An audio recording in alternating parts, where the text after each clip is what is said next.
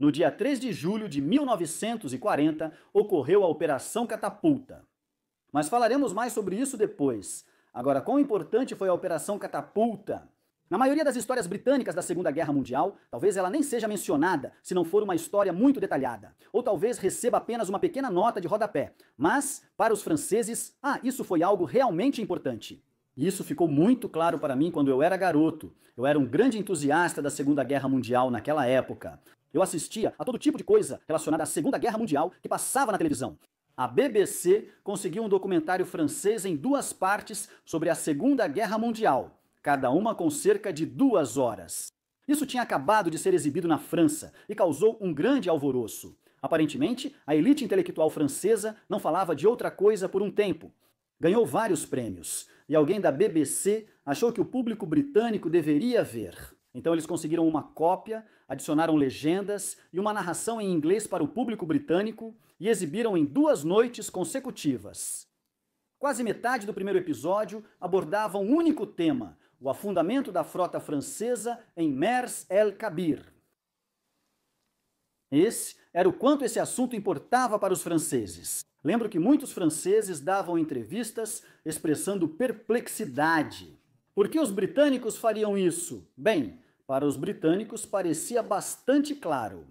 A guerra estava indo muito mal mesmo. A França caiu de forma vergonhosamente rápida. Agora, no papel, o exército francês era talvez o exército mais poderoso do mundo. Eles certamente tinham muitos homens. Tinham mais tanques do que os alemães. Tinham muitos aviões, alguns dos quais eram bem modernos. Então, por que eles foram tão mal? Bem, isso é assunto para outro vídeo, mas talvez o principal motivo tenha sido que eles tinham perdido a vontade de lutar. Havia tantos quintas colunas, comunistas e outros dissidentes espalhando desânimo, desespero e derrotismo entre os franceses. Muitos sentiam que já haviam perdido, estavam destinados a isso ou até achavam que deveriam perder. A força expedicionária britânica que lutava com eles era realmente minúscula, quase vergonhosamente pequena. O exército francês era bastante desprezível em relação ao quão pequena era a força expedicionária britânica. Mas desculpe, o exército britânico não era grande. Tudo bem, grande parte foi salva pelo milagre de Dunkerque, mas a artilharia pesada, tanques, muitos equipamentos e a maioria dos caminhões ficaram na França. Na verdade, os alemães capturaram tantos fuzis britânicos após Dunkerque que conseguiram equipar uma divisão inteira alemã com fuzis britânicos. Sim, as coisas pareciam mesmo terríveis. Agora, a leste, a Polônia havia sido dividida entre Hitler e seu aliado, Stalin, e nesse momento a Alemanha tinha a Áustria, havia anexado também a Tchecoslováquia, e depois conquistou a Bélgica, a Holanda, a Dinamarca e depois a Noruega. E, ao sul, Mussolini estava no controle da Itália e seus fascistas agora eram aliados dos nazistas. Franco controlava a Espanha. E assim, essa pequena ilha, a Grã-Bretanha, estava cercada por uma pinça, com a Noruega ao norte e a Espanha ao sul. Essa sombria pinça das potências do eixo ao seu redor. Até a Irlanda, a oeste, não era de fato uma grande aliada. Os irlandeses haviam se rebelado contra os britânicos e se tornado independentes não muitos anos antes, e ainda havia muito ódio vindo da Irlanda. E muitos irlandeses até cooperavam com os nazistas, fazendo coisas como apagar luzes de propósito para que os pilotos da Luftwaffe pudessem navegar com mais facilidade. Também é verdade que alguns irlandeses se voluntariaram e se juntaram ao exército britânico para lutar contra as potências do eixo, mas não foram bem tratados pelo seu país, nem foram bem recebidos caso retornassem. Então a Grã-Bretanha estava nesse momento sozinha. A Commonwealth existia, mas não estava mobilizada, armada, sem exércitos e dispersa pelo mundo. Nesse momento, a Grã-Bretanha estava sozinha e parecia que não... Bem, parecia para o mundo todo, inclusive para os britânicos, algo que as pessoas costumam esquecer, inclusive para os britânicos, parecia que a guerra já tinha acabado. Alemães comemoravam nas ruas em homenagem a Hitler. Ele era esse gênio, e Hitler pensou, uau, eu sou um super gênio. Os aristocratas prussianos lutaram de 1914 a 1918, mas foram derrotados no final. Eles tiveram que voltar para a Alemanha com o rabo entre as pernas. Mas eu, em questão de poucas semanas, conquistei a França, que é, você sabe, o auge da conquista militar alemã, conquistar a França. Foi mesmo? Então a guerra acabou ali? Muitos pensaram que sim, que os britânicos não continuariam lutando. Isso pareceu ridículo. O que eles fariam dali? Sem exército, não podem reinvadir a Europa. Não há opções. Acabou. Se não tivessem cuidado, os alemães invadiriam. Muitos acreditavam que eles atacariam a Grã-Bretanha. Nesse caso, a maioria achava que tudo acabaria rápido se isso acontecesse. Os americanos achavam que a Grã-Bretanha seria invadida e conquistada em até 4 dias ou poucas semanas. E entre os britânicos, eles pensavam: meu Deus, o que fazemos agora? Já perdemos tanto. Como poderíamos nos defender? Bem, a França assinou um armistício. Mas antes de assinar o armistício, grande parte das frotas francesas conseguiu fugir. Então, da costa do Atlântico e da costa do Canal, navios de guerra franceses fugiram para portos na Grã-Bretanha. E da costa do Mediterrâneo, no sul, eles fugiram para portos coloniais ao longo do norte da África, lugares como Argel e Orã. Então eles conseguiram escapar, mas o que a marinha deveria fazer depois? Tecnicamente, era a marinha francesa. Após assinar o armistício, a França prometeu não lutar e não usar sua marinha contra os alemães. Os alemães tinham prometido: nós não vamos tomar sua marinha. Não, de verdade não vamos. Mas de que valia essa promessa? Os alemães descumpriram todas as promessas. Eu só quero um pedacinho da Tchecoslováquia. Ops, eu peguei tudo. Fui eu? Desculpa. Não, mas eu não vou fazer isso. Eu não vou invadir a França. Ops, etc. Então, nenhuma promessa feita pelos alemães valia nem mesmo uma coisa grosseira. E, infelizmente, os franceses também haviam quebrado algumas de suas promessas aos britânicos. Por exemplo, havia a questão dos 400 pilotos da Luftwaffe abatidos na França pela Royal Air Force. Eles eram prisioneiros britânicos, mas ficaram em prisões francesas. E ficou acordado que esses seriam transferidos para a Grã-Bretanha, onde seriam colocados em prisões britânicas caso a França caísse. Os franceses descumpriram a promessa e na Batalha da Grã-Bretanha, a Royal Air Force teve que abater novamente aqueles 400 pilotos da Luftwaffe. Agora, o que os britânicos deveriam fazer? Eles deveriam continuar lutando ou deveriam capitular? Continuar lutando parecia tão sem esperança. Francamente, a política de apaziguamento foi abandonada e Winston Churchill tornou-se primeiro-ministro. Você provavelmente já ouviu falar dele. E ele ficou famoso, com toda razão, por seus discursos incríveis. Em 18 de junho de 1940, ele fez um de seus discursos mais famosos. Agora, muitos dos seus discursos ficaram conhecidos por uma única frase: tenho. Discurso da vitória de vocês, como o de sangue, suor e lágrimas, entre outros.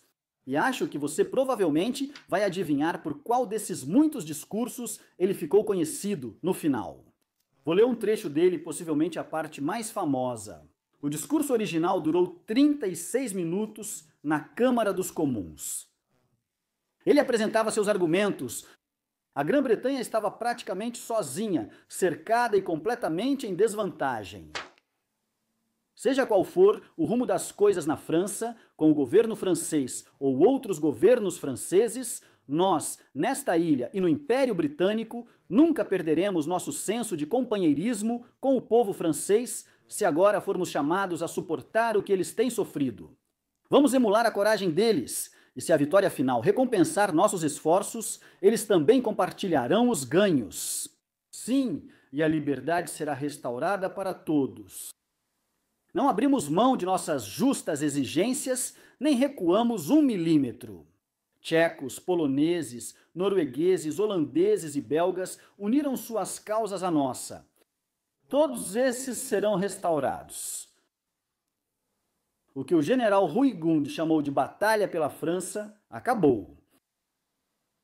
Eu espero que a Batalha da Grã-Bretanha esteja prestes a começar. Dessa batalha depende a sobrevivência da civilização cristã. Dela depende a nossa própria vida britânica e a longa continuidade de nossas instituições e do nosso império. Toda a fúria e poder do inimigo logo serão voltados contra nós. Hitler sabe que terá que nos derrotar nesta ilha ou perderá a guerra. Se conseguirmos resistir a ele, toda a Europa poderá ser libertada e a vida do mundo poderá avançar para vastas planícies ensolaradas. Mas se falharmos, então o mundo inteiro, incluindo os Estados Unidos, incluindo tudo o que conhecemos e valorizamos, afundará no abismo de uma nova era das trevas, tornada ainda mais sinistra e talvez mais longa pelas luzes de uma ciência pervertida.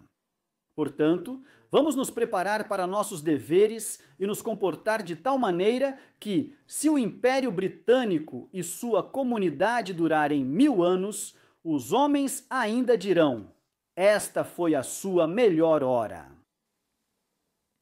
Foi um discurso extraordinário e justamente bem recebido. Mas talvez outro discurso sobre o qual falarei mais tarde tenha sido, na verdade, mais importante. Agora, em Murs el-Kabir era o porto a cerca de 6 quilômetros a oeste do centro de Orã, mas muitas vezes o termo Orã é usado para todo o porto, pois forma um conjunto contínuo de cais, docas e píeres ao longo da costa. Havia uma grande parte da marinha francesa, incluindo 5 navios capitais principais, cerca de 6 contratorpedeiros e várias lanchas, rebocadores e embarcações menores. Entre eles estavam o novo couraçado Dunkerque e sua nave irmã, o Strasbourg ou Estrasburgo. E eles eram incomuns porque tinham seus 8 grandes canhões de 13,5 polegadas em torres voltadas para a frente, todas na proa. Não era exclusivo dos franceses. Navios britânicos tinham o mesmo arranjo. Algumas pessoas parecem achar que essa era uma maneira muito melhor de fazer as coisas, porque você podia navegar diretamente em direção ao inimigo e ter todos os seus canhões apontados para ele, atirando sem parar. Ao mesmo tempo, sem precisar manobrar para posicionar os canhões, facilitando o trabalho dos artilheiros e apresentando um alvo estreito e de perfil para o inimigo. Então isso era melhor. Enquanto isso, o inimigo, para responder com uma salva lateral, teria que virar, apresentando seu alvo mais fraco e maior para o seu lado, e ainda perderia tempo fazendo isso. Era uma disposição melhor. Até alguém chegar atrás de você, você ficava indefeso ao fazer uma curva lenta. Na verdade, não era uma disposição totalmente boa ou ruim, apenas uma das formas de organizar as torres em um navio. Mas eu faço questão de mencionar isso porque foi significativo nessa ação, porque o porto de Mars el-Kabir não foi dragado corretamente pelos franceses. Acho que havia um plano para isso, mas não foi dragado corretamente. Então, navios grandes e modernos que precisavam de uma profundidade considerável de água para manobrar, tiveram muita dificuldade para manobrar. E esse foi um dos motivos pelos quais a frota ficou posicionada como ficou, com a popa voltada para o muro do porto, no noroeste do porto, o que fazia com que os canhões daqueles 2 grandes navios ficassem apontados para o interior, praticamente inúteis. Eles mal conseguiam disparar um único tiro em direção ao mar com aqueles canhões. Outros navios estavam atracados ao lado deles, inclusive o Dunkerque, navio almirante francês, onde estava muito a bordo. O almirante, ou almirante em francês, Jean Soult. E ao lado dele estava o Provence, que na Primeira Guerra Mundial também tinha sido o navio almirante francês. E depois o Strasbourg, que era o navio irmão do Dunkirk. E depois havia o Britannia, que foi construído em 1915. Era um navio antigo, mas reformado para padrão moderno. Todos esses 4 navios eram grandes e poderosos e você não gostaria que caíssem nas mãos do inimigo. O próximo grande navio era chamado de porta-aviões, mas esse termo não é totalmente correto.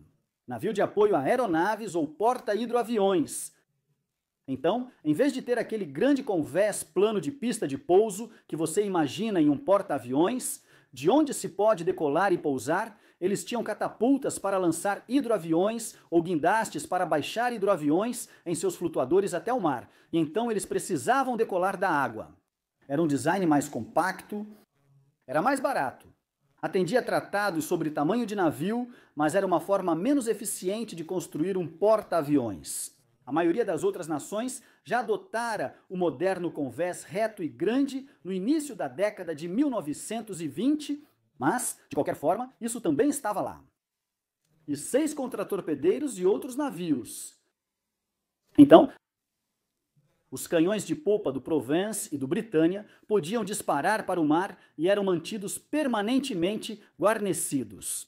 Um dos motivos para isso era que os franceses estavam justamente preocupados que os italianos pudessem tentar fazer alguma coisa. Agora, é verdade que o armistício foi assinado e, portanto, os italianos eram aliados dos alemães. Eles realmente não deveriam ter tentado nada, mas talvez pudessem ter tentado arrancar alguma vitória com um sorriso sarcástico, bem antes de todo o resto da papelada ser assinada. Havia baterias costeiras significativas a oeste e leste do porto, mas a maioria dos canhões não funcionava porque, pelo armistício, tiveram que desativá-los e remover os blocos de culatra, tornando-os inúteis. Então, os franceses não estavam bem defendidos em Murs el-Kabir, embora também tivessem um campo de aviação lá com várias aeronaves, incluindo vários caças. Mas, novamente, de acordo com o armistício, eles não deveriam usá-los. Eles estavam em solo, mas a vida era alegre para a maioria ali. Em 3 de julho, dia da Operação Catapulta, várias corridas de remo e partidas de polo aquático foram organizadas. E muitos marinheiros estavam ansiosos para praticar esportes e talvez sair para se divertir nos bares de Oran à noite. Como aconteceu, isso não ocorreu.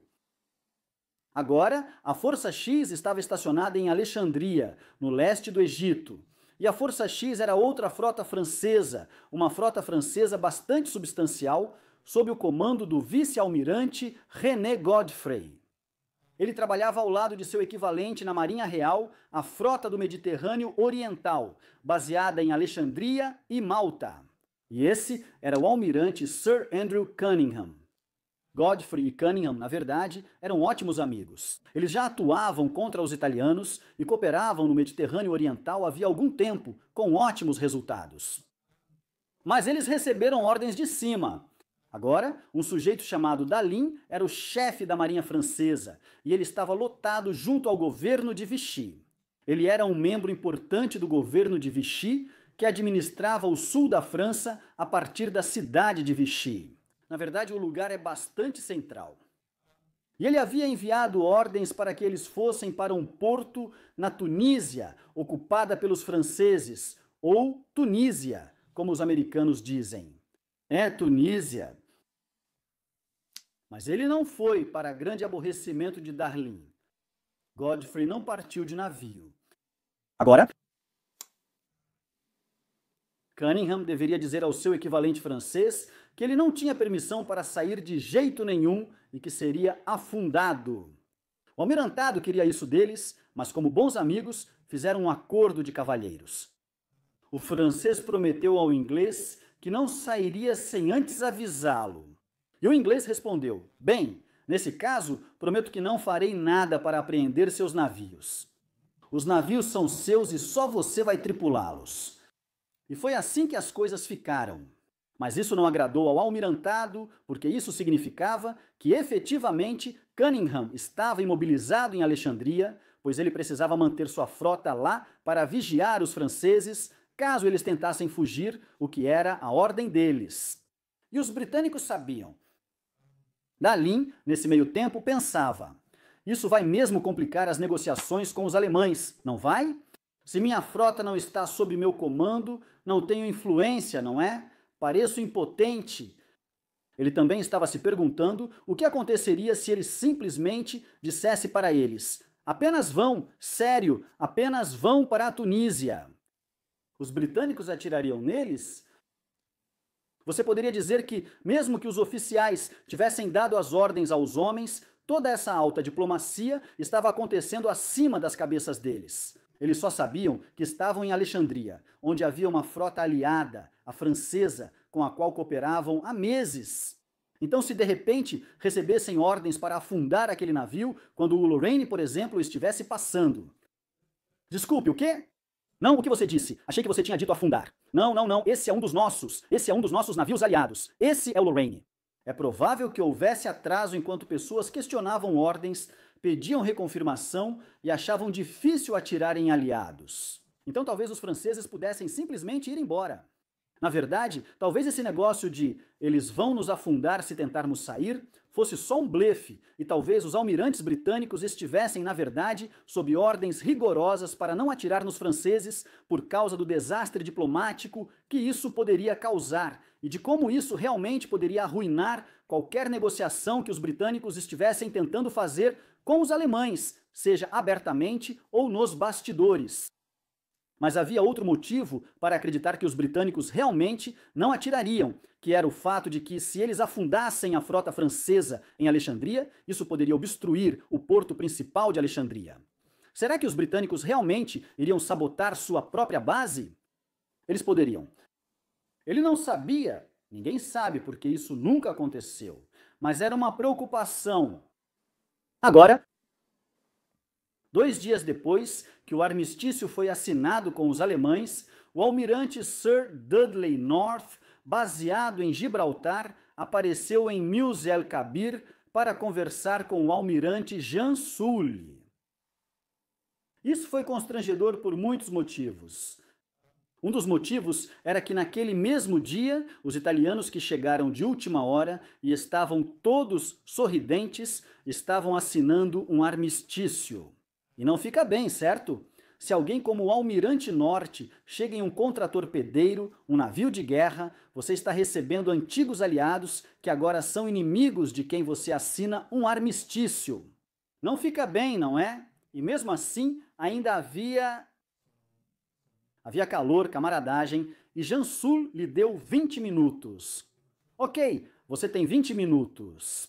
E o Almirante Norte, nesses 20 minutos, disse a ele: certo, venha para a Grã-Bretanha agora, rápido! Se sair agora, pode escapar. Levamos você à Grã-Bretanha, onde comandará seus navios e lutará conosco.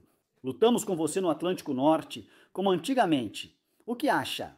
Jansul recusou. Não, o armistício me proíbe de fazer isso. E estou sob ordens de Dalin, do governo de Vichy na França, para não fazer isso. E além disso, não é honroso para mim cumprir suas ordens de forma eficaz. Esta é a Marinha Francesa. Esta é a nossa Marinha. Mas eu prometo que, se algum dia parecer que os alemães podem tomar a frota, eu vou afundá-la. Mas isso não bastou para o Almirante Norte. Só prometeram que a afundariam. Eles vão cumprir a promessa? Os alemães vão impedir? Não era suficiente. Então ele partiu.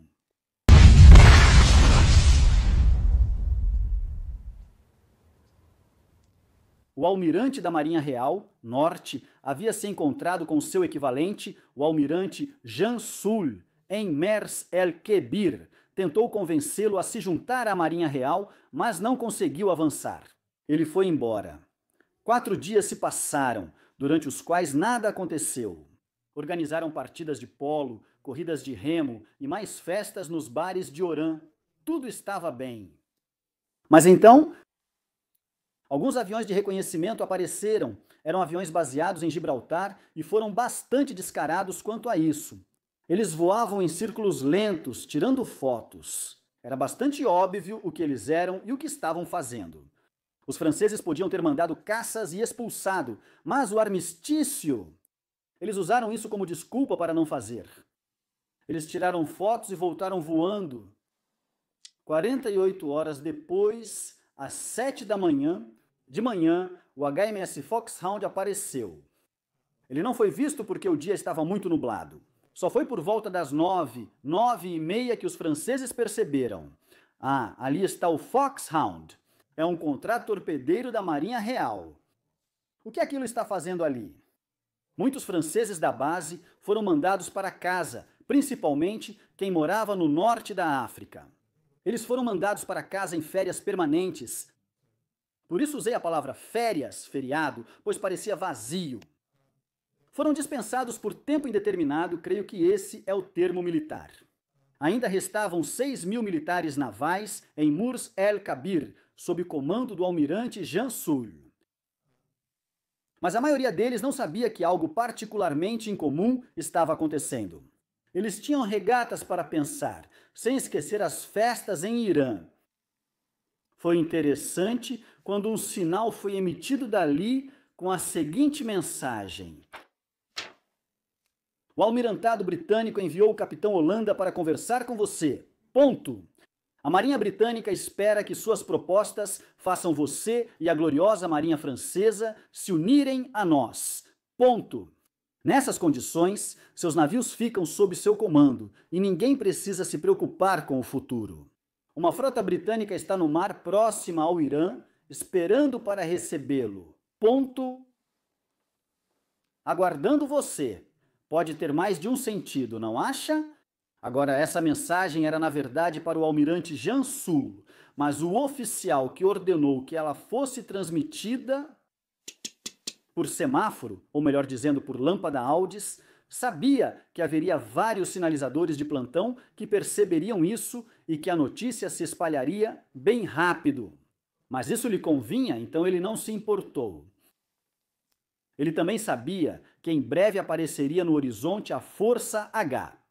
Essa era uma força substancial da Marinha Real que incluía o Ark Royal, um grande porta-aviões comandado pelo capitão Cedric. Pesquisei para descobrir que seu nome era Cedric, pois muitos livros o chamam apenas de Hook Holland. Naquela época, muitos homens britânicos, principalmente militares, usavam apelidos. E ele era tão universalmente conhecido como Hook Holland que os livros de história tendem a chamá-lo simplesmente de Hook Holland. E ele era um oficial extremamente popular e competente. Ele era francófilo, falava francês fluentemente e havia trabalhado com muito sucesso como oficial de ligação com eles, lutando contra o inimigo no Atlântico Norte. E ele recebeu a Légion d'honneur por isso. Essa é uma das mais altas condecorações que se pode receber da França. E ele recebeu a medalha das mãos do próprio Dallin, o chefe da Marinha Francesa. E assim, os britânicos enviaram esse homem infinitamente cortês para fazer o trabalho de ligação e as negociações em Mers el-Kebir, o que era uma escolha bastante óbvia. Mas o almirante Jean Soult não ficou impressionado e disse isso. Eles enviaram um capitão para negociar comigo. Por que não um almirante? Bem, o almirante da Força H era o almirante James Somerville, que, aliás, era uma grande estrela na Marinha Real. Ele tinha muitos seguidores, era extremamente popular entre os oficiais subalternos. Era muito competente e trabalhou bem com os franceses na campanha de Dunkerque. Ele tinha uma compreensão profunda da guerra naval moderna, especialmente do uso de aeronaves, algo raro na época. Ele havia sido afastado da Marinha Real aos 57 anos, suspeito de tuberculose. Naquele tempo, a tuberculose era a principal causa de morte na Grã-Bretanha. Hoje, felizmente, temos vacinas. Mas naquela época, era uma grande assassina. Naquela época, suspeita de tuberculose te excluía, pois um portador em um navio da Marinha Real era uma bomba relógio. Mas ele não tinha tuberculose e com o início da guerra foi trazido de volta. Agora, mesmo que ele não tivesse feito nenhuma das muitas coisas que fez, ele já estaria em um pedestal na fama naval porque foi o homem que desenvolveu o radar naval. Os franceses não tinham, os italianos não tinham, e a maior parte do mundo, claro, era uma tecnologia secreta. Então, a maioria das pessoas não sabia disso, mas a maior parte do mundo realmente não entendia o quão importante o radar seria nessa guerra. E foi graças ao trabalho de Somerville que a Marinha Real Britânica tinha radar. De qualquer forma, ele estava a bordo do HMS Hood, sua nau capitânia. Hood, na verdade, foi nomeado em homenagem a um ancestral de Somerville, famoso por incendiar os estaleiros de Toulon. Talvez mandar ele no Hood para fazer as negociações não teria sido uma boa ideia. Sim, o capitão Hook Holland, popular e conhecido por todos, trabalhou bem com eles, falava francês fluentemente e era muito melhor para enviar. Mas outro motivo pelo qual eles não mandaram o almirante é que o almirante, bem, o trabalho dele é comandar a frota. E ele precisava estar pronto para cumprir uma missão potencialmente horrível. Churchill, ao enviá-lo, disse: "Você está encarregado de uma das tarefas mais desagradáveis e difíceis que um almirante britânico já enfrentou. Mas temos total confiança em você e contamos com você para executá-la implacavelmente." Tenho certeza de que ele escolheu implacavelmente de forma deliberada. Será que algum almirante realmente cumpriria a tarefa de afundar a frota francesa se chegasse a esse ponto de forma implacável? Somerville encontrou North em Gibraltar e, como North foi o último a falar com Jansul, conversaram rapidamente sobre isso. Como pensa Jansul? Ele está conosco? Para que lado ele acha que a guerra vai? Se ele tiver várias opções, o que ele vai fazer? E ambos concordaram que a violência, que o uso da força, era a última coisa que eles queriam fazer. Eles achavam firmemente que, se usassem a força, transformariam um aliado derrotado em um inimigo ativo a ser evitado. Além disso, ninguém queria ser o homem a atirar nos aliados, antigos aliados que acabaram de assinar um armistício. Assim, com o coração pesado, Somerville permaneceu na ponte do Hood, andando de um lado para o outro por horas, segundo observadores, como um tigre enjaulado. Ele tinha que fazer um trabalho horrível, mas tinha suas ordens. Então, quais opções os britânicos estavam dispostos a oferecer aos franceses? Havia 3 apresentadas e uma quarta implícita. A primeira foi: juntem-se a nós, venham para a Grã-Bretanha, entrem na Marinha Real e lutem contra as potências do eixo. Não é isso que querem? Vocês são marinheiros. É para isso que existem. Podem vingar a queda da França. Vocês podem trabalhar conosco. Essa é a opção 1. Ou opção 2, navegar com tripulação reduzida até a Grã-Bretanha e entregar seus navios. Só nos deem as ferramentas. Nós podemos fazer o trabalho. Nos entreguem os navios. Nós os operamos durante a guerra e, se algum afundar, pagamos indenização. Caso contrário, devolvemos ao final. Eles ainda serão seus navios. E então, qualquer tripulação que fizer isso pode ser repatriada para a França, se assim desejar. Essa foi outra proposta.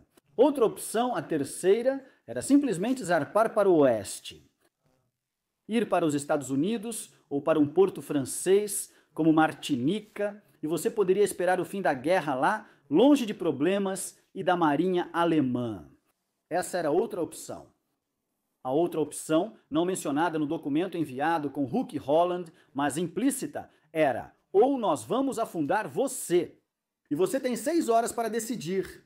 Ele tinha tudo isso digitado em uma folha de papel, mas Jansul se recusou a encontrá-lo. Agora, a Operação Leão Marinho era muito provável de acontecer e muito provável de acontecer em breve, neste verão. E já era o começo de julho nesse momento. A Operação Leão Marinho era a invasão planejada pelos alemães contra a Grã-Bretanha.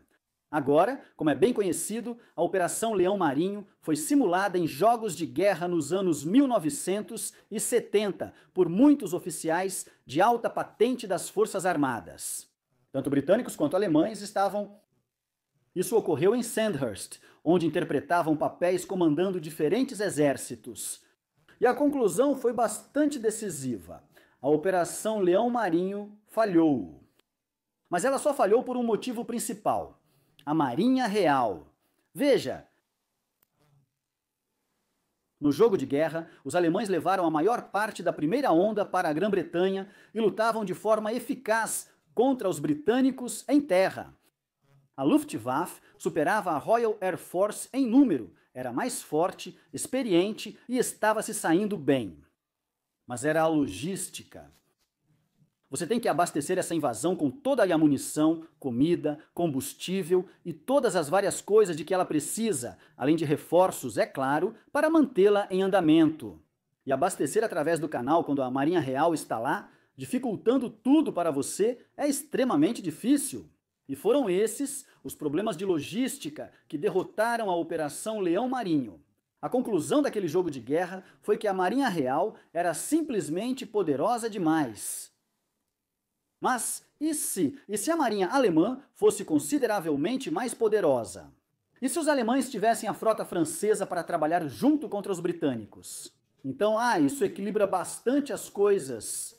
E a Operação Leão Marinho agora começa a aparecer, você sabe, começa a parecer viável. Então, com isso em mente, os britânicos, encurralados nesse momento, não podiam deixar que a frota francesa caísse em mãos inimigas. Então, uma promessa vaga de, vamos afundar os navios se algum dia, você sabe, chegar a hora, não os tranquilizava. Eles tiveram que dizer, não, escolha uma dessas opções ou nós vamos afundar vocês. Mas como provar que você não está blefando? E mesmo que você ache que não está blefando, como saber se seus homens realmente vão cumprir a ordem? Agora, os alemães tinham perdido grande parte de sua frota na campanha da Noruega, e esse era um dos motivos pelos quais eles estavam especialmente interessados em conseguir a frota francesa. E quanto mais rápido eles conseguissem, melhor. Então, os britânicos estavam definitivamente com pressa. Eles sabiam que os alemães pensariam: os britânicos vão fazer alguma coisa em relação à frota francesa e provavelmente vão agir rápido. Nós vamos ter que fazer alguma coisa em relação à frota francesa. O que vamos fazer? Somerville, porém, fez algo extraordinário. Ele fez algo que só um comandante naval muito experiente e respeitado poderia se safar, que foi questionar suas ordens. Ele enviou de volta para o almirantado. Vocês têm certeza disso? Querem mesmo que eu diga que vou afundá-los em 6 horas? Isso significa que o prazo, se tudo correr conforme o planejado, seria às 3 horas da tarde. No dia 3 de julho, eu deveria afundá-los. Vocês têm certeza absoluta? E ele não se recusou a cumprir essas ordens, mas questionar ordens era algo muito extraordinário, então não estava muito longe de uma recusa, de qualquer forma. O almirantado pensou sobre isso durante toda a tarde do dia anterior e então enviou um sinal cujo teor era: prossiga com isso. Ele definitivamente tinha suas ordens, mas mesmo assim Hooke Holland não estava encontrando o general. Ele era apenas o... Jansul estava apenas se recusando a encontrá-lo, mas ele enviou um bote com um amigo de Hooke, um oficial de artilharia, e a ideia era que eles resolvessem as coisas entre eles. Mas talvez o que Jansul estivesse realmente fazendo era deliberadamente enrolando, fazendo as coisas durarem o máximo possível, porque talvez ele tivesse um plano, certo? Então ele enviou o bote do almirante, todo com corrimãos de latão e teca polida, era uma embarcação linda. E ela foi ao encontro da embarcação muito mais simples, do dia a dia, que tinha partido do Foxhound, levando, entre outras pessoas, Hooke Holland e um sinalizador que podia se comunicar tanto com os franceses quanto com o restante da frota britânica. E claro, eles tinham rádios a bordo e as negociações estavam horrivelmente lentas, mas o bote saía do porto e se encontrava no mar. Hooke Holland em seu barquinho balançando. E os dois barcos ficavam balançando lado a lado, e eles conversavam de um para o outro, negociações e Hooke Holland. Hooke Holland dizia: não, deixe-me ver o almirante, eu tenho esta carta, minhas ordens são claras, preciso entregar isso a ele pessoalmente. Por favor, é absolutamente imperativo que eu veja o almirante. Mas não, repetidas vezes, ele era simplesmente rejeitado, com promessas de que não vamos nos juntar a vocês, e não, vamos afundar a frota se o inimigo nos ameaçar. Não se preocupe, não vamos deixar os alemães ficarem com a frota. Bem, eventualmente, ele Isso aconteceu por cerca de 2 horas e meia, com sinais indo e voltando constantemente. Quase de parar o coração de tão devagar, porque, claro, Hook Holland, ele sabia do prazo das 3 horas. Ele sabia que só tinha até as 3 para evitar uma possível calamidade. Muitos dos amigos dele, inclusive o homem com quem falava, provavelmente seriam mortos pelo próprio lado se ele não conseguisse obter uma resposta desses homens até as 3 da tarde. Mas ele não podia contar que os projéteis começariam a ser disparados nesse horário e ainda não tinha entregue sua mensagem principal. Agora, o oficial de artilharia enviado até ele percebeu que Hook não estava como de costume. Ele parecia suando e às vezes sem palavras. Até o francês dele falhou, que normalmente era tão fluente, e ele definitivamente parecia um homem que estava escondendo algo, talvez blefando. E ele voltou para Jansul, bastante confiante de que, não se preocupe, podemos continuar as negociações. Ele não sabia sobre o prazo. Eventualmente, na próxima vez que ele saiu, Hook Holland simplesmente atravessou e disse: olha, vamos conversar de homem para homem. Esquece as negociações formais. Eu só quero conversar. A gente se conhece, certo? Eu tenho aqui uma carta que acabei de escrever e é o que eu teria dito ao almirante Jean Sully se você tivesse me deixado encontrá-lo. E eu também tinha uma cópia datilografada das 3 ou 4, dependendo de como você interpreta, opções que o almirantado tinha dado com aprovação do gabinete. Os franceses em Murs-el-Kébir. Juntem-se a nós, emprestem-nos o material, vão embora ou nós afundaremos vocês. E então ele tentou algo. Ele tentou um blefe, isso pode ter sido um erro, mas ele disse que o almirantado havia interceptado um comunicado naval alemão, em código, deixando bem claro que os alemães pretendiam tomar a frota francesa. Isso era para fazer as coisas andarem. Agora, isso pode parecer muito improvável, e era mentira. No entanto, durante a campanha norueguesa, quando os britânicos estavam operando ao lado dos franceses, os franceses perceberam que os britânicos pareciam saber exatamente o que os alemães estavam dizendo uns aos outros. Os britânicos estavam interceptando e decodificando os sinais da marinha alemã de alguma forma, então isso, na verdade, era uma história bastante crível. Talvez eles tivessem interceptado isso. Mas, se fosse o caso, ele ainda tinha dúvidas. Mas então, Hook Holland jogou o que achava ser sua carta na manga. Ele disse: você recebeu algum sinal do Darling recentemente? E o francês teve que admitir: bem, sim, na verdade recebemos. Tudo bem, eu imaginei. Sim, a gente já sabia disso. Ele usou a palavra código. A palavra código que ele deveria colocar em todas as mensagens para deixar claro que era realmente o Darling e não o Darling com uma arma apontada para a cabeça, ditando aquilo sob pressão, mas sim o Darling de livre e espontânea vontade. Ele usou essa palavra código. O francês ficou um pouco incomodado ao descobrir que os britânicos conheciam os códigos navais franceses, mas também sabia que sim, Darling havia sinalizado para eles. E não, ele não tinha usado essa palavra código. Talvez esse inglês não esteja blefando, talvez tudo isso seja verdade. Ele concordou em levar a carta lacrada, com as 3 ou 4 opções para Jansul, e isso foi imediatamente, como você pode imaginar, repassado para Darling. Assim que Darling soube que os britânicos estavam chegando a Murs-el-Kébir, ele avisou imediatamente a marinha francesa na Grã-Bretanha e deu a todos, imediatamente, a ordem de afundar os navios. E se você viu meu vídeo anterior sobre o início da última guerra com a França, vai saber que esse sinal chegou ao Surcouf, que era o maior submarino do mundo, ancorado no sul da Inglaterra. E foi ali que a guerra começou com os primeiros disparos. Mas foram apenas alguns tiros de pistola, apenas 4 homens morreram. Sim, toda morte é uma tragédia, mas Murs-el-Kébir estava prestes a se tornar algo muito maior do que isso. De qualquer forma, esse sinal foi transmitido imediatamente e afundar os navios foi a reação imediata de Darling, a notícia de que a Marinha Real havia chegado em força a Murs-el-Kébir. Então o almirante Jansul analisou as opções que lhe foram apresentadas. E ele não gostou de nenhuma delas agora. Ele decidiu se preparar, ordenou levantar vapor e Hooke Holland percebeu. Os navios franceses faziam o mesmo. As chaminés soltavam fumaça, os convéses eram liberados, as coberturas retiradas, e sem que Hooke Holland soubesse, os blocos de culatra eram religados secretamente às baterias costeiras.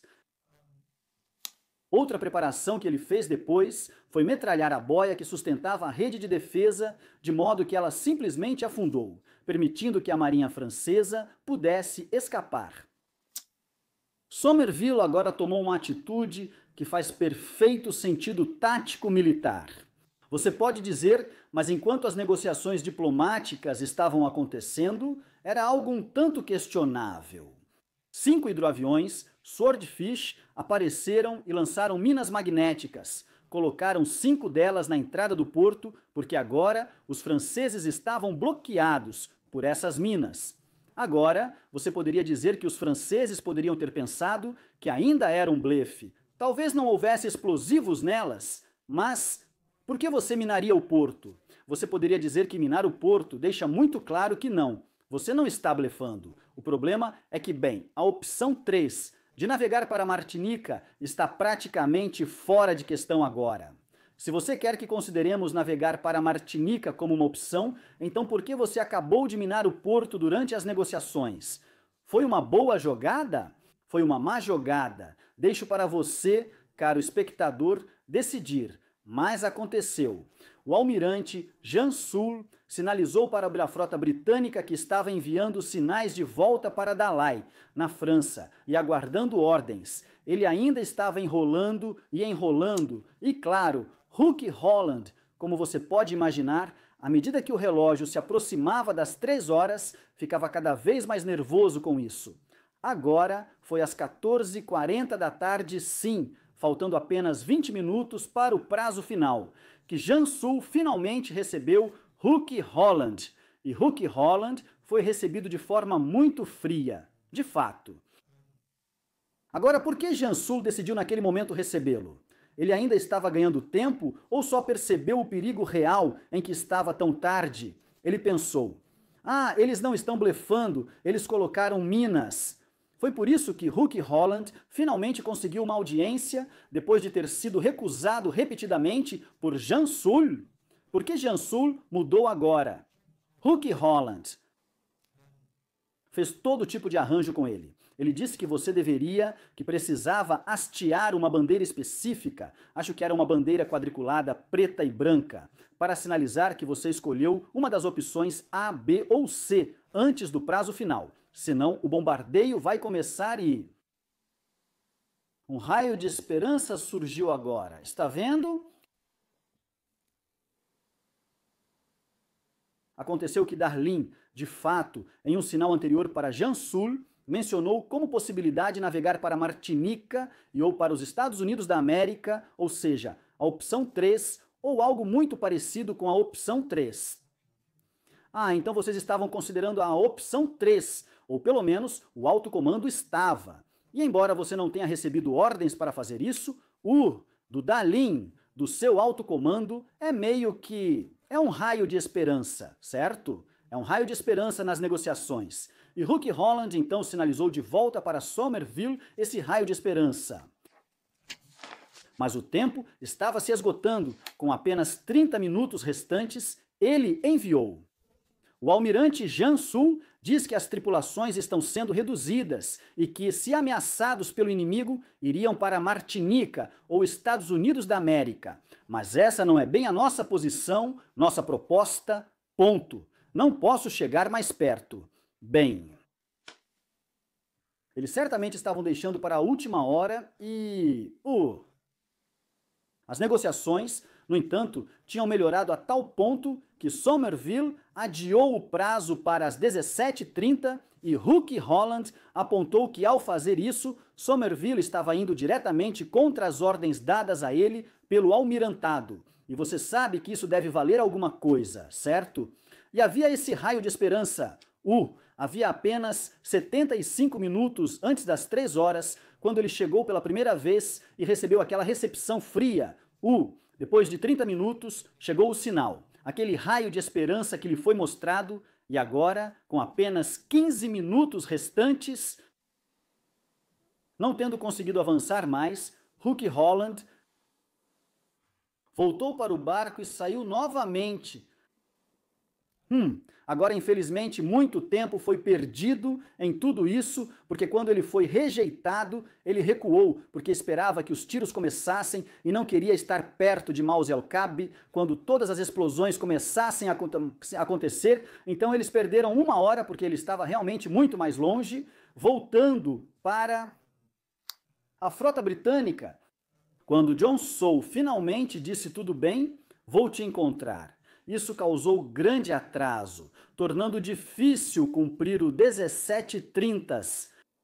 Às 17:35, ele encontrou o barco novamente e, ao sair, viu franceses nos convéses, ainda nos convéses dos navios, pensando por que eles não estão, por que esses homens não estão atrás da blindagem, por que eles não se protegeram, por que ainda estão lá em cima. Eles talvez não saibam ou até saibam, mas estão convencidos de que os disparos não começarão e se ainda estiverem no convés, quando os projéteis caírem, todos serão massacrados. Às 17h35 você ainda está no barco, 5 minutos após o novo prazo e os disparos não começaram, aumentando a tensão. Será que iriam atirar?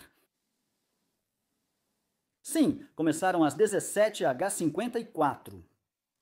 Agora, Somerville só ordenou que 3 de seus navios atirassem, mas eles estavam disparando canhões de 15 polegadas.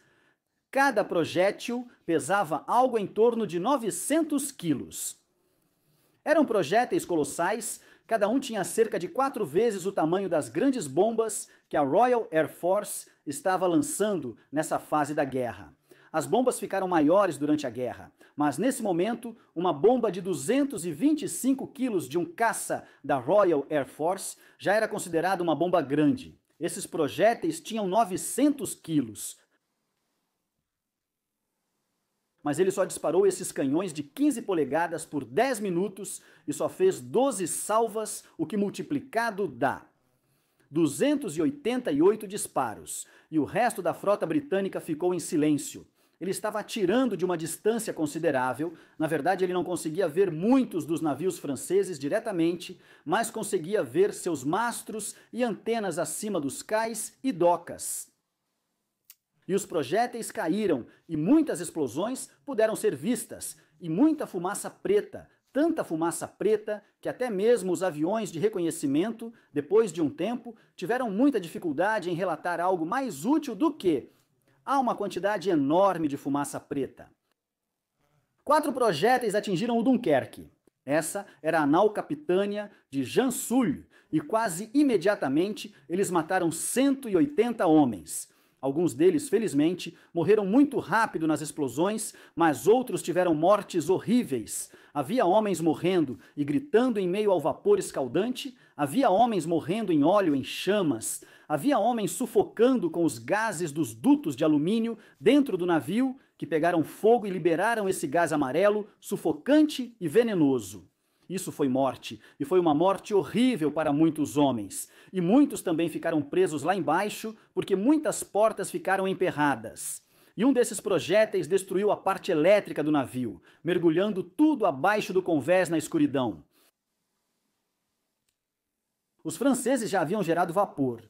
O Estrasburgo saiu imediatamente assim que o portão abriu e partiu sem demora. Os projéteis voaram e alcançaram águas mais profundas, mas o Dunkerque e o Provença encalharam quase imediatamente. Era muito difícil de manobrar. Houve pânico, muita fumaça e bombardeios ao redor. O Provença foi atingido várias vezes na popa, causando muitos danos, mas houve apenas uma morte. Ironicamente, foi o homem que estava direcionando o fogo francês. Retornaram fogo contra os britânicos. Mas embora os franceses estivessem revidando, eles estavam atirando praticamente às cegas. O Britânia foi atingido.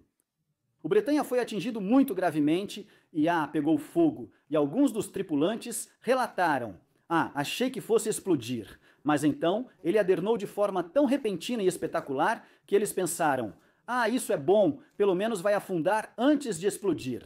E felizmente, ele explodiu um pouco e afundou um pouco, e um número muito grande de homens, 1.079 homens, morreram a bordo daquele navio. O Mogador, que era um contratorpedeiro francês, partiu e estava liderando um pequeno esquadrão quando um projétil o atingiu na popa, detonando suas cargas de profundidade, o que arrancou completamente a parte de trás do navio, levando junto, é claro, as hélices e todos os meios de propulsão. Mas ele tinha anteparas internas que, surpreendentemente, o mantiveram flutuando, mas ele não podia ir a lugar nenhum e por isso não pôde liderar a fuga dos contratorpedeiros. Mas outros contratorpedeiros, o Terrible e o Volta, passaram por ele. Foram aplaudidos pelos homens no agora avariado Mogador. O que acho fascinante, porque esses homens que aplaudiam estavam cercados pelos corpos de seus amigos boiando na água. E muitas vezes, quando vejo pessoas comemorando em filmes de guerra, eu penso, mas será que, quando a morte está por toda parte, as pessoas realmente comemoram? Parece que às vezes elas realmente comemoram. E essa foi uma dessas vezes. O Volta conseguiu atravessar a barreira afundada, mas havia minas magnéticas. Ele acionou uma delas, gerando um grande jato de água e muitos pensaram, acabou, mas talvez tenha aberto caminho. O Volta estava tão rápido e a mina tão funda que a onda de choque não quebrou seu casco. Ele sobreviveu e saiu do porto. Então, havia uma enorme quantidade de fumaça preta ao redor e, por um tempo, nenhum dos lados realmente sabia exatamente o que estava acontecendo. Mas o Estrasburgo, milagrosamente, mal foi arranhado. A chaminé dele foi perfurada, o que fez com que soltasse uma grande quantidade de fumaça preta, fazendo-o parecer muito mais avariado do que realmente estava. Ele mal foi arranhado de verdade. E o comandante Teste, que é o navio de apoio a hidroaviões, também mal foi arranhado. E o Estrasburgo conseguiu sair do porto agora. Ele conseguiu sair do porto, mas não foi imediatamente avistado. Mas, quando foi avistado e relatado para Somerville, Somerville não acreditou, ou escolheu não acreditar, ou escolheu fingir que não acreditava. De qualquer forma, ele não deu ordens imediatas de perseguição, praticamente não fez nada. Ele ordenou que todos os seus navios criassem uma cortina de fumaça e alguns dos navios franceses que tinham saído do porto estavam disparando seus 5,5 polegadas na direção geral da cortina de fumaça. Mas não estavam realmente causando muito dano. As baterias costeiras, por outro lado, estavam atirando de forma bastante eficaz. Não eficaz no sentido de acertar alguém, mas certamente colocaram muita gente em perigo. Havia um navio britânico chamado HMS Wrestler, que estava afastado da frota principal, atuando como observador, e relatou mais de 100 quase acertos de todas as cores possíveis. Devo explicar, os franceses tinham um hábito incomum. Não conheço mais ninguém que fizesse isso, mas os franceses costumavam colocar grandes quantidades de corante líquido, ou talvez fossem pó, em seus projéteis de artilharia naval. O motivo era que se você fosse o observador ou coordenador de tiro de uma das baterias costeiras, lá em cima na torre com o telêmetro e estivesse relatando a queda dos disparos, você queria saber de todos aqueles respingos quais eram os seus. Isso poderia ser muito difícil de identificar, mas se você soubesse que sua bateria usava corante roxo nos projéteis e aquela bateria ali usava corante amarelo, então poderia dizer, aqueles são os nossos disparos. E assim, havia essas explosões estranhamente coloridas no mar ao redor do Wrestler, mas o Wrestler conseguiu desviar do fogo dos franceses, que já tinham restaurado, ao que parecia, muitos blocos de culatra até esse momento. E enquanto desviavam, notaram um navio estranho que estava hasteando duas bandeiras. Uma era uma bandeira branca e a outra era o Red Ensign. Era o barco de apoio. Era Hooke Holland em seu pequeno barco. Eles não tiveram tempo de trazer o barco inteiro a bordo, então simplesmente, não sei bem como, conseguiram embarcar os homens de alguma forma, talvez jogando uma rede de escalada, algo assim, conseguiram embarcá-los e partiram, deixando para trás o barco de apoio fracassado do negociador, balançando sozinho no mar.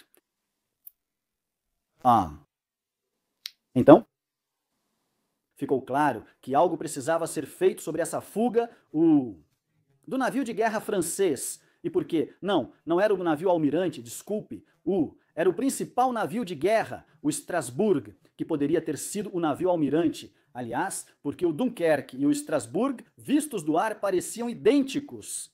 Então, um observador em um swordfish olhando para baixo poderia ter relatado que era o Dunkerque. Mas um navio da classe Dunkerque, era o Strasbourg, estava com fumaça saindo dele, seguindo para o leste, vindo do Irã. E os contratorpedeiros, um dos quais tinha como alvo o Tarribla, na verdade pretendia ir direto em direção à frota, atrás da cortina de fumaça, e simplesmente lançar todos os seus 30 e poucos torpedos naquela cortina de fumaça, porque nunca se sabe, um deles pode acertar alguma coisa. Mas quando viu, o Strasbourg escapou, ok, temos um trabalho a fazer, vamos escoltar o Strasbourg. De qualquer forma, 6 Swordfish, escoltados por 3 Blackburn Skua, partiram do Ark Royal em perseguição ao Strasbourg. Agora, o Swordfish foi, na verdade, um bombardeiro torpedeiro muito bem sucedido e eficaz na Segunda Guerra Mundial. Mas, mesmo na época, ele já parecia bastante antiquado. Era feito de madeira e tecido. Era um biplano de asas grandes que levava um só torpedo. E eles eram famosos por serem muito difíceis de derrubar, porque, supostamente, no ar, se comportavam um pouco como uma folha caindo e flutuando. Isso os tornava ainda mais vulneráveis, pois sua lentidão dificultava, já que as miras inimigas eram ajustadas para aviões mais rápidos. De qualquer forma, 6 desses decolaram e estavam indo em uma missão para dar o golpe de misericórdia, se você quiser, para acabar com aqueles navios atingidos no porto. Mas então chegou o relatório. Espere, esse é o Estrasburgo, ou talvez o Dunkerque. E foram desviados para lá. Os franceses eram muito ativos em seu campo de aviação, conforme relatado a Somerville. E o óbvio era que eles iriam abater aquele Swordfish. Então os Skua tiveram que se separar e defender o Swordfish. Antes, eles precisaram defender o avião de reconhecimento afastado pelos caças franceses. Agora, esses caças franceses, eles tinham Morane Saulnier, 406S parecidos com um Spitfire mais compacto. Um caça eficiente. Também possuíam Curtiss Hawk 75S feitos nos Estados Unidos da América. E esses também eram, para a época, caças bem decentes. Os britânicos tinham esses Skua. Agora, o Skua era meio que o equivalente britânico do Junkers. 87, o Stuka, se preferir. O Junkers 87. Você talvez conheça esse. Era um bombardeiro de mergulho eficaz, com 2 tripulantes, piloto na frente e artilheiro atrás. Era uma aeronave moderna. Tinha revestimento metálico e trem de pouso retrátil. E parecia um avião moderno. E era, como eu disse, como bombardeiro de mergulho, muito eficaz. Eles, de fato, afundaram um cruzador alemão durante a campanha da Noruega. A primeira vez que o bombardeio de mergulho foi usado com sucesso contra um navio desse tipo. Então isso foi um grande feito para o Skua, assim como o Stuka, em combate aéreo contra um caça. Você não queria estar em um Skua. De qualquer forma, um dos Skuas foi abatido e ambos os homens que estavam nele morreram. Vale mencionar que esses 2 homens foram os únicos britânicos a morrerem nesse dia. Isso deixou apenas 2 para então se separarem e enfrentar a força que estava perseguindo os Swordfish, que agora estavam indo em direção ao Strasbourg. São 2 pilotos, 2 realmente bem medianos, razoáveis como bombardeiros, mas péssimos como caças, contra 9 do lado oposto, 5 Hawks e 4 das aeronaves francesas. Então você pode achar que essas são chances ridículas, mas na verdade esses pilotos aproveitaram muito bem a oportunidade. Com o sol às costas, surpreenderam o inimigo e atiraram em várias direções, acertando muitos tiros. Não acho que derrubaram alguém, mas acertaram vários tiros. E então, eles prenderam aqueles aviões em um combate aéreo que durou tempo suficiente para que os Swordfish chegassem e fizessem seu trabalho, ou pelo menos tentassem fazer seu trabalho. As bombas não foram eficazes. Praticamente todas erraram o alvo, e o Strasbourg ainda estava escapando. Então, felizmente, se vocês tiverem um grande biplano de madeira com muita lona e o motor não for enorme, se você pousar no mar de maneira razoavelmente suave, agora você tem um bote salva-vidas. E todos esses homens foram resgatados depois pelo Wrestler. Mas o Strasbourg escapava. E agora? Outra coisa. Droga! Percebi que deixei passar um detalhe. Quando fizerem o filme sobre isso, vão incluir essa parte, pois falei do relógio correndo, dos sinais indo e voltando e do Hulk ficando mais nervoso.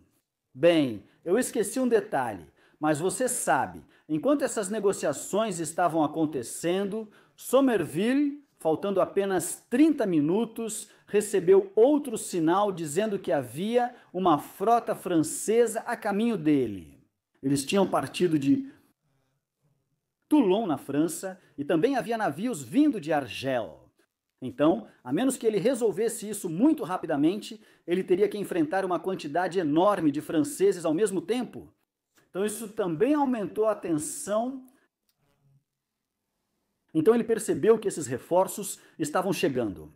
Ao ver o navio se afastando cada vez mais após um tempo, ele pensou: devo desistir? Agora, um dos motivos pelos quais ele desistiu foi que um desses pequenos e insignificantes barquinhos que escaparam do porto assim que o lutador virou as costas era um pequeno barco de patrulha da Polícia Tropical com alguns torpedos a bordo. O capitão daquela pequena embarcação decidiu tentar a sorte. Inicialmente, ele tentou escapar e unir-se à frota francesa, mas não conseguiu acompanhá-la. Mas então ele viu a frota britânica perseguindo e pensou: será que aquele é o Hood? Lá, vamos nós! Ele então lançou um ataque de torpedo direto contra ela, surpreendendo muitos britânicos. Houve um leve atraso antes de 3 navios atirarem nele. Espere um minuto. Ele não vai fazer um ataque de torpedo contra aquela coisa. Vamos atirar nele. Dê tiros de advertência. Tudo bem, nada de tiros de advertência. De qualquer forma, ele lançou os 2 torpedos em direção ao Hood. O Hood teve bastante aviso de tudo isso e conseguiu desviar, e os torpedos erraram completamente, mas ele estava em perseguição e teve que desviar, perdendo muito tempo, e depois teve que voltar para a rota novamente. E depois de um tempo, o navio francês estava 25 milhas à frente dele e ele também tinha navios vindo naquela direção. Então ele não queria um grande confronto naval. Então ele interrompeu a perseguição. Agora, o que ele poderia ter feito? Ele poderia ter posicionado a frota de outra forma e aberto fogo às 3 horas, como ordenado. Somerville posicionou sua frota para o noroeste. De lá, ele tinha uma visão muito ruim de seus alvos por causa da faixa de terra que se projetava da costa, protegendo o porto. Ele sabia que se algum projétil errasse o alvo, cairia inofensivo na água. No entanto, se ele estivesse a nordeste, teria uma visão muito melhor de seus alvos. Os navios capitais estavam à frente e os contratorpedeiros atrás. Porém, ele ficaria mais vulnerável às torres traseiras do Bretanha e Provença, que poderiam ser atingidas por seus primeiros disparos. Se algum disparo errasse o alvo, poderia atingir a cidade e causar vítimas civis. Portanto, foi em grande parte por considerações humanitárias que ele se posicionou da forma como fez. E o motivo que ele deu por ter parado, após disparar apenas 288 projéteis, apenas 12 salvas, foi que queria dar aos franceses uma chance de completar a evacuação, agora que eles sabiam com absoluta certeza que ele estava falando sério. Esse foi o raciocínio dele, mas ele poderia ter sido bem mais implacável. Implacavelmente, foi como Churchill disse que todos nós estávamos contando com ele. Bem, ele não foi exatamente implacável. Depois do caso, ele escreveu para sua esposa, Molly, e escreveu: eu estava totalmente determinado a não deixar que nenhum dos meus contratorpedeiros fosse afundado ou que navios britânicos ou grandes fossem seriamente danificados nessa operação horrível. E eu consegui. Será que alguém vai achar que eu fiquei com medo? Não deveria me surpreender. Eu só fiquei tão irritado por ter sido chamado para fazer um trabalho tão ruim. Nunca achei que eles lutariam, apesar do que disse o almirante francês. Mas os franceses ficaram furiosos porque não confiamos neles. Todos nós nos sentimos completamente sujos e envergonhados porque pela primeira vez que entramos em ação foi em um caso como este. Acho que serei culpado por um trabalho desleixado e provavelmente foi mesmo. Mas para você, não me importo de confessar que eu estava sem vontade e não se pode vencer uma ação desse jeito. Sim, suponho que ele estava sem vontade e realmente fez um trabalho desleixado. Ele quase afundou toda a frota francesa, mas muitos escaparam. Incrivelmente, o navio avariado, sem a popa, foi rebocado por um rebocador até Toulon. Acho isso impressionante. Então, o que aconteceu no dia seguinte? Bem, ao amanhecer, o plano era enviar mais swordfish e terminar o trabalho. A névoa caiu, clareou, eles iam sair, mas a névoa caiu de novo. O tempo mudou rapidamente, uma névoa espessa desceu e eles concluíram. A operação foi cancelada. Agora você pode pensar, bem, com certeza dá para decolar mesmo com neblina, não dá? Bem, sim, você pode decolar. Basta puxar o manche para trás e logo está acima da neblina. Mas, será que você vai querer fazer isso se não souber se vai conseguir pousar de volta em um porta-aviões com neblina? Uma perspectiva bem diferente. Então foi cancelado. Enquanto isso, eles estavam tentando resgatar os homens presos nos convéses inferiores do Dunkirk. 400 homens retornaram ao navio, alguns apenas às 8 horas. Homens que ficaram presos por 14 horas no escuro, alguns deles meio enlouquecidos por terem ficado tanto tempo em uma sala cheia de óleo com cadáveres boiando. A guerra era cruel, cena horrível.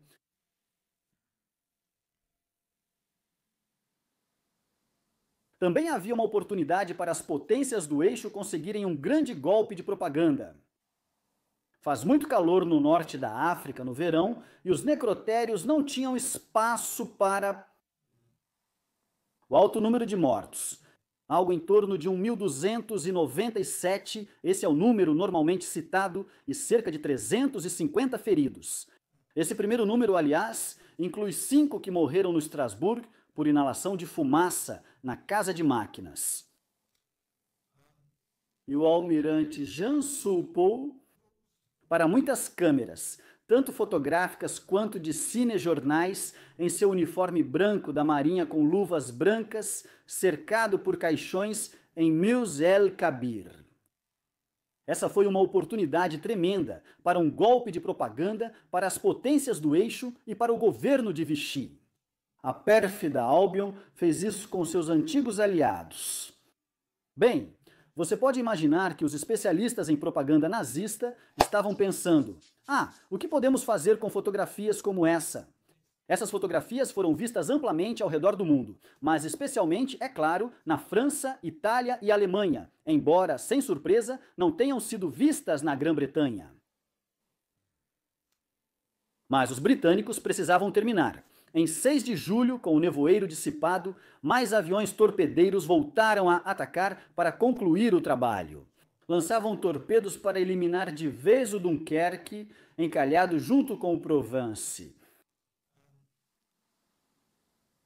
Havia muitos problemas técnicos. As coisas davam errado com as aeronaves. As coisas davam errado com os torpedos. E é muito difícil. Você pode achar que é fácil, mas é muito difícil acertar tudo quando muita gente está atirando em você. E os torpedos simplesmente não funcionaram. Alguns falharam em detonar e outros erraram os alvos. Um deles estava indo, no entanto, direto e certeiro para Dunkerque e um barco do porto simplesmente entrou em seu caminho, provavelmente por acidente, e foi atingido em vez disso e afundou com sua carga, que incluía 44 cargas de profundidade.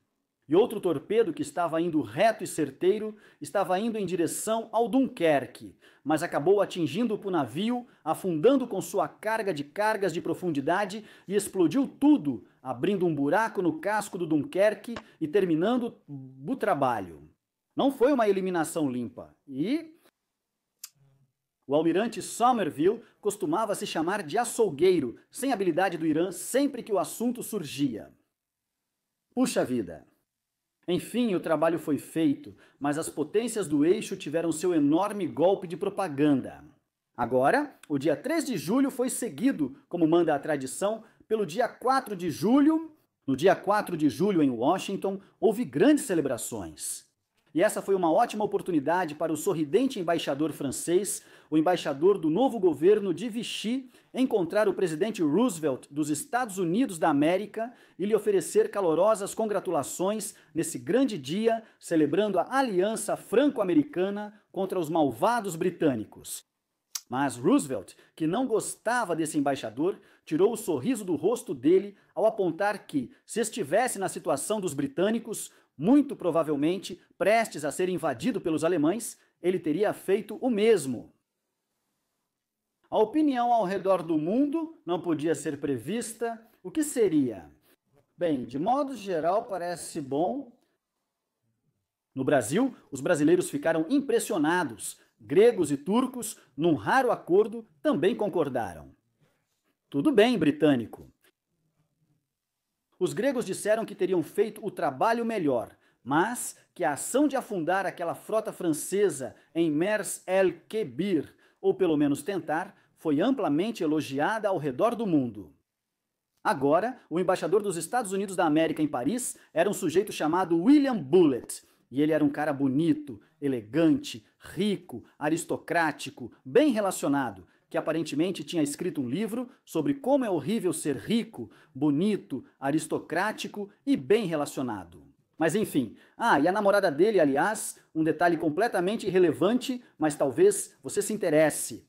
A namorada dele se chamava Wallace Simpson, uma socialite americana muito rica e bem relacionada, que largou ele por um cara chamado Ed. Sim, o rei Eduardo VIII da Inglaterra. Foi esse mesmo. Enfim, ele era esse William Bullitt. Ele era definitivamente um francófilo. Ele ficou encantado, por exemplo, quando recebeu as pistolas de duelo de George Washington, que no passado haviam sido dadas ao Marquês de Lafayette por sua ajuda. A George Washington na Revolução Americana. Sim, eu cuido delas, pode deixar. E ele foi ordenado a deixar Paris, mas ele não deixou. E ele também foi ordenado, aliás, a transmitir a mensagem aos franceses de que se a frota francesa caísse nas mãos das potências do eixo, então a França não seria mais amiga dos Estados Unidos da América. Esta mensagem é muito significativa. Mesmo assim, com o governo francês fora de Paris, ele não perderia essa chance de heroísmo. E embora lhe dissessem para partir também, ele respondeu dizendo que iria, em vez disso, seguir a tradição dos embaixadores dos Estados Unidos da América em Paris durante o terror após a Revolução Francesa. Eles ficaram, durante o cerco dos prussianos, em 1870, eles ficaram. Durante a Primeira Guerra Mundial, enquanto o governo francês deixou Paris, a Embaixada dos Estados Unidos da América mostrou mais confiança no exército francês ao permanecer na cidade. Ele se juntaria a essa nobre tradição. Ele contrabandeou em um navio de guerra dos Estados Unidos da América metralhadoras Tommy, distribuindo-as discretamente para a equipe da embaixada. E os franceses deixaram para ele a tarefa de organizar a chegada ordeira dos alemães em Paris. E os alemães instalaram seu principal quartel-general militar no hotel imediatamente ao lado da embaixada americana. E um monte de operadores de comunicações alemães subiu aos telhados para instalar um monte de equipamentos telefônicos. E subiram Bullet ameaçou atirar com sua metralhadora se não saíssem do telhado dele.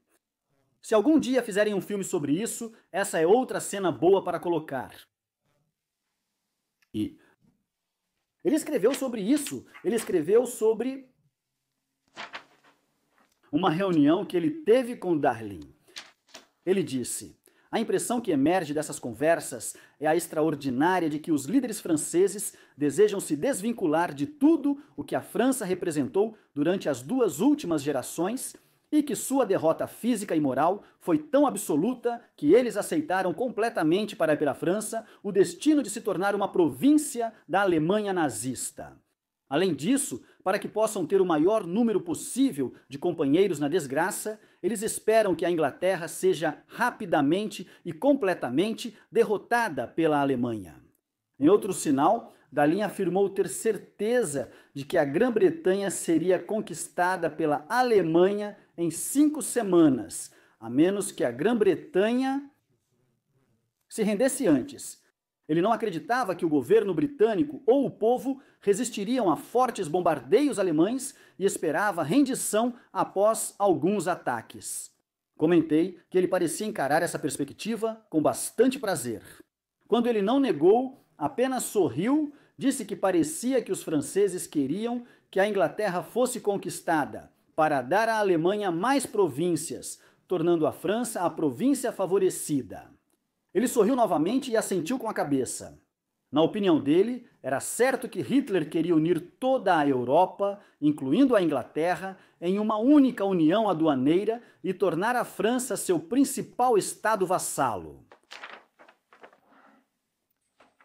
Tudo bem, bom, esse era o embaixador dos Estados Unidos da América na França, que ficou bastante pouco impressionado com as pessoas que comandavam as coisas por lá. E o embaixador dos Estados Unidos da América na Inglaterra, seu nome era Joseph Kennedy, pai de John Fitzgerald Kennedy, católico irlandês que odiava os britânicos. Por que o colocaram como embaixador na Grã-Bretanha? Eu não sei, embora eu deva dizer, suponho, que também não me esforcei para descobrir. Eu não pesquisei sobre isso, mas eu não sei, mas me parece improvável que ele fosse o candidato ideal para o cargo. Ele estava em êxtase com a iminente derrota dos terríveis britânicos. Quando o Blitz começou em Londres, ele fugiu para o interior, o que não impressionou os britânicos. E Randolph Churchill, filho de Winston, disse: eu achava meus narcisos amarelos até conhecer Joe Kennedy. De qualquer forma, ele não estava impressionando os britânicos, mas os americanos eram, assim como os franceses e os britânicos, não todos da mesma opinião. Roosevelt estava claramente do lado dos britânicos, mas não podia entrar na guerra com eles. No começo da Segunda Guerra Mundial, o Gallup fez uma pesquisa perguntando aos americanos quem era o culpado pela guerra na Europa. Foram os alemães? Foram os britânicos? E pode ser surpreendente saber que a população americana estava absolutamente dividida ao meio sobre essa questão. E definitivamente não havia vontade política para se envolver diretamente na guerra. Roosevelt estava ajudando a causa britânica, mas ele não iria enviar tropas para a batalha. Não, a política oficial dos Estados Unidos nesse momento era isolacionista, ficar de fora disso. Mas ele enviou um novo adido militar para Londres, e esse era o general Raymond E. Lee. Sim. Eu não lembro quantos bisnetos, quantos bis você precisa, mas, basicamente, ele era um descendente de Sim Robert E. Lee, aquele de Gettysburg, famoso general confederado. Ele disse: sabe, acho que esses britânicos querem mesmo vencer. Ele meio que aprovou. Agora, eu falei sobre discursos. O discurso A Sua Melhor Hora que Churchill fez. O que não contei é que, apesar de ser um discurso excelente, uma das melhores peças de oratória que já existiu. Não se esqueça, Winston Churchill ganhou o Prêmio Nobel de Literatura. Ele sabia escrever discursos muito bem, organizando-os na página como verso livre. Parece que ele era muito influenciado pelos Salmos. E, embora tenha sido um grande discurso, incrivelmente emocionante, e eu admito que fiquei um pouco comovido, você provavelmente percebeu enquanto eu tentava ler. Talvez um discurso mais significativo nem tenha sido um dos seus grandes discursos, mas sim a declaração que ele teve que fazer à Câmara em 4 de julho. Isso foi no dia seguinte. Quando se está em guerra, não se discute no parlamento como agir, pois tudo fica lento e o inimigo pode descobrir seus planos no Hansard. Não, o gabinete de guerra toma suas decisões em segredo, mas depois precisa se explicar em uma democracia às casas do parlamento. E imediatamente você pode imaginar que começaram a circular rumores, muitos dos quais precisavam ser desmentidos, e rapidamente. Então Churchill se levantou no parlamento e simplesmente disse o que havia acontecido. Ele havia tomado essa decisão. Ele e o gabinete de guerra, haviam tomado essa decisão. Essas opções foram oferecidas aos franceses. Jansul afirmou que nunca contou ao Dalin sobre a terceira opção. Opção C. E com o coração pesado ele se referiu a essa tarefa melancólica. Melancólica foi a palavra que ele usou, que ele tinha ordenado que aquela ação prosseguisse. Ele havia ordenado que a Operação Catapulta prosseguisse. Agora, se eles estivessem fazendo um filme sobre isso, ele diria isso, e haveria um momento de silêncio atônito e vazio, e uma expressão preocupada no rosto do orador para fazer o público do cinema pensar: eles vão odiá-lo por isso. Todos vão começar a vaiar a qualquer momento agora, mas então um homem se levantaria e começaria a aplaudir e a comemorar, e depois todos se levantariam e se juntariam, e a música começaria, a orquestra aumentaria e assim por diante. É assim nos filmes, mas não tenho motivo para acreditar que foi assim.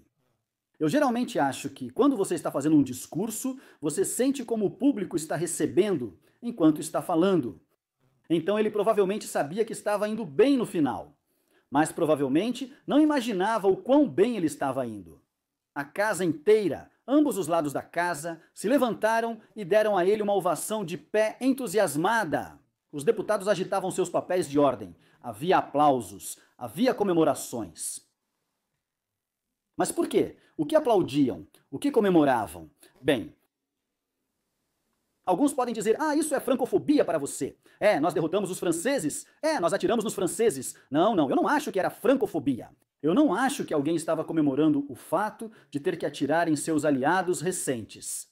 Eles não podiam comemorar como uma operação brilhante, pois foi parcialmente atrapalhada e o almirantado sabia. Mas talvez tenha sido alívio. Veja, quando Churchill fez antes o discurso do "Este é o nosso melhor momento", sim, foi emocionante, mas qual era o conteúdo real daquele discurso? Como você resumiria isso? Você poderia resumir como: não fiquem muito desanimados, pessoal. Vamos pensar em alguma coisa. Não desanimem. Pensar em algo não é plano, ação ou prova de nada. É só um discurso muito bom. Inspirador, sim, mas não tinha substância. Enquanto que essa declaração para a Câmara tinha substância, sim, ele tinha mudado de lado para o lado conservador da Câmara. Seus amigos, na verdade, foram os que mais o aplaudiram até então, vindos da oposição. Ao seu redor havia muitos inimigos. Então ele estava cercado de muitos inimigos no lado conservador da Câmara. Havia muitos conservadores que prefeririam muito mais alguém como Halifax comandando o governo e não gostavam desse novo intruso que tinha cruzado do outro lado da Câmara para assumir o comando. E eles estavam apenas esperando uma oportunidade. Ele cometeria um erro. Ele faria algo como os Dardanelos na Primeira Guerra Mundial. Churchill, não injustamente, recebeu muita culpa pelos Dardanelos, que afinal de contas foi em grande parte ideia dele, e que foi uma campanha desastrosa travada contra os turcos. Isso custou caro para ele em sua reputação política.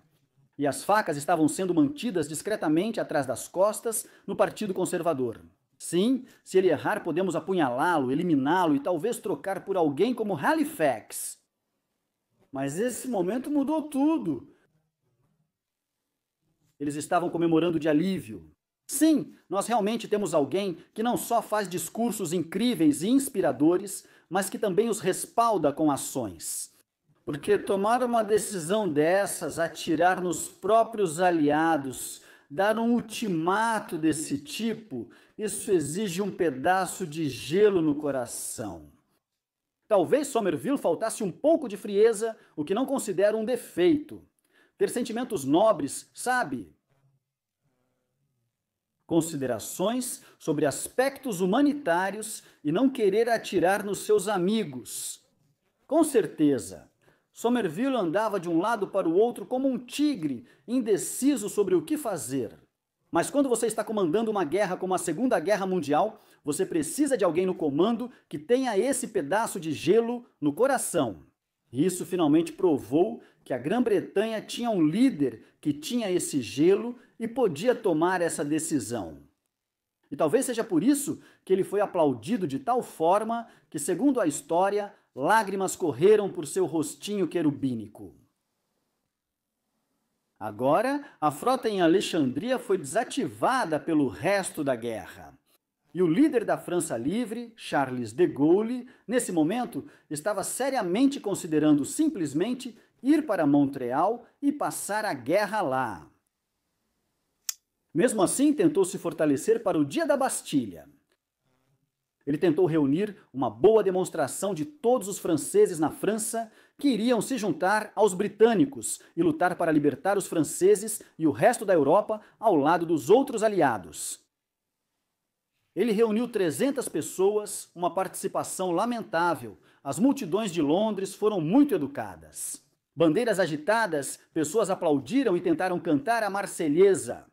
Mas com essa participação tão pífia, ele não tinha muita esperança de que a França realmente fosse desempenhar um papel maior nesta guerra.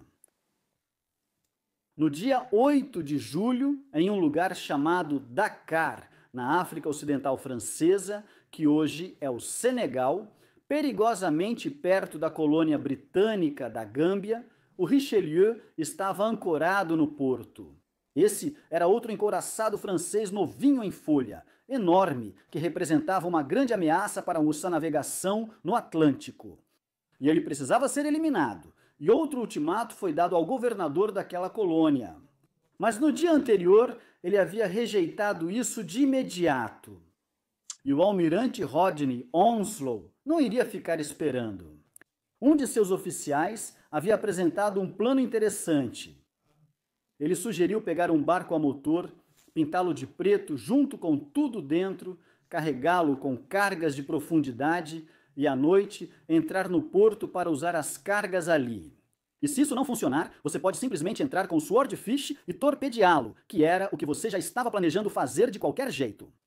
E com a condição de que ele liderasse esse ataque, ele recebeu autorização. Então, com uniformes escurecidos e rostos pintados de preto, eles entraram nesse barco e tudo deu errado. Quase imediatamente, eles perceberam que carregar um barco completamente preto, com coisas completamente pretas, na escuridão da noite, era, na verdade, muito difícil. E eles conseguiram deixar cair uma das cargas de profundidade, felizmente sem espoleta, em cima de um dos motores e o danificaram. Agora, o barco de 2 motores operava com apenas um, e o artilheiro principal dele, um oficial do barco, e para ser sincero, fundamental para todo o plano, foi nocauteado durante essa mesma operação. Mas ele não ia parar. Mesmo com o corpo inconsciente no barco, eles foram assim. Eles tinham alguns fuzileiros navais a bordo. Havia algumas metralhadoras Vickers montadas na frente. Acho que nunca foram usadas. Logo depois, encontraram contratorpedeiros franceses. Quais as chances disso? Eles conseguiram despistar os contratorpedeiros na escuridão e alcançar a barreira. Com dificuldade, passaram suas embarcações rasas por cima dela e seguiram. Logo após, foram vistos por um barco de patrulha do porto, que sinalizou com flashes brancos e vermelhos, desafiando-os, mas eles não sabiam os códigos. Eles não sabiam o que deveriam sinalizar de volta, então simplesmente não fizeram nada e, de dedos cruzados, continuaram e nada aconteceu. Parece que eles não foram considerados uma grande ameaça e conseguiram chegar até a popa, o ponto mais vulnerável do Richelieu. Eles então perceberam que alguns marinheiros franceses estavam bem ali em cima, na verdade olhando curiosos para eles por cima da borda. Mas mesmo assim, continuaram e nada aconteceu.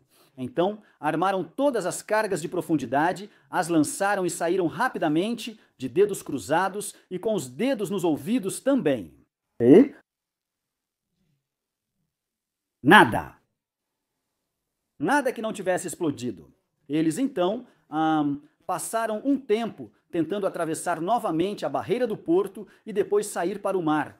E aí foram avistados por outra embarcação francesa que começou a persegui-los e, graças a Deus, acabou ficando presa na rede, o que atrasou ela o suficiente para que eles conseguissem escapar.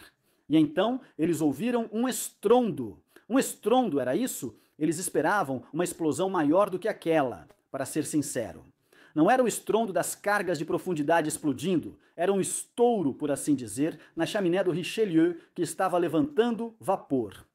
E mais tarde, os Swordfish decolaram, mas isso foi uma incursão noturna. Muita coisa podia dar errado. Metade. Havia 6 Swordfish que decolaram. Metade deles nunca tinha feito isso antes, decolar de um porta-aviões à noite e depois pousar em um porta-aviões à noite. Isso é uma coisa realmente assustadora de se fazer. E você já atacou um couraçado? Não? Bem, eles foram e lançaram seus torpedos. Muita coisa deu errado de novo. Gente atirando neles. É realmente difícil de enxergar. Você tem que voar muito baixo. Eles deveriam voar a no máximo 6 metros acima da água, mas muitos iates têm mastros dessa altura. Você quer voar à noite por um porto lotado e talvez enroscar em um cabo que você não percebeu no escuro? De qualquer forma, um dos torpedos seguiu o caminho certo, ao que parece. E acertou? Você acredita nisso? Bem, nós não sabemos exatamente onde acertou, mas foi em algum lugar próximo à popa do navio e detonou pelo menos algumas daquelas cargas de profundidade e cabum! Essa é a terceira história neste vídeo que envolve cargas de profundidade sendo acidentalmente detonadas pelos britânicos e destruindo uma embarcação francesa. Bem, abriu um buraco de 46 metros quadrados no enorme couraçado francês, deixando-o fora de combate por muito tempo. As ordens eram para deixá-lo fora de ação por pelo menos um ano. Eles o imobilizaram, os canhões funcionavam perfeitamente, mas ele não iria a lugar nenhum. Bem, eu disse isso no dia da Bastilha. De Gaulle estava bastante desanimado com a perspectiva de recrutamento, mas houve um pequeno impulso dado ao esforço de recrutamento francês. Veja, no dia 24 de julho, apenas 10 dias depois, um grande navio repatriando tripulantes navais franceses, todo iluminado, completamente aceso e com os arranjos da Cruz Vermelha, o inimigo deveria saber disso. Tudo havia sido combinado. Esse navio iria navegar iluminado, transportando esses homens. 1.277 estavam a bordo. E o barco torpedeiro S-27 o interceptou e o torpedeou, afundando-o. 416 dos franceses morreram. O restante foi resgatado pela Marinha Real. No fim das contas, isso acabou sendo bom para a campanha de recrutamento de Gaulle,